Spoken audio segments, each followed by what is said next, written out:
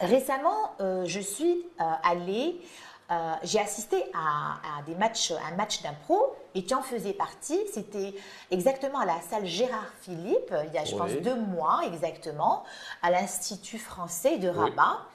C'était magnifique. Parmi le public, il y avait notre grande fierté nationale que moi j'adore. Il y avait Madame Latefa Ahrar Ahara.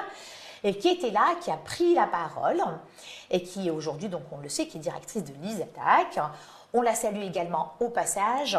Et elle a dit qu'en fait, l'improvisation théâtrale au Maroc, donc ce qu'on appelle en arabe l'irtijal, existe depuis plusieurs générations.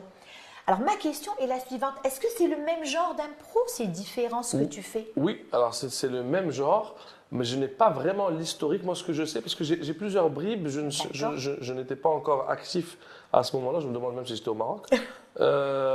Mais il y a eu une première génération et donc c'est pareil, patinoire, match, C'est etc. Ah oui, oui. vrai. Et qui s'est un peu effiloché dans le temps.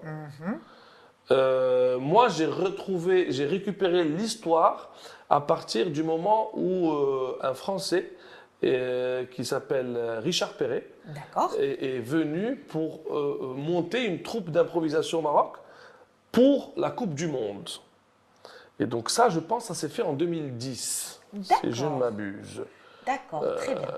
Ça s'est fait en 2010 et il a commencé à former des gens pour avoir une troupe marocaine francophone. D'accord.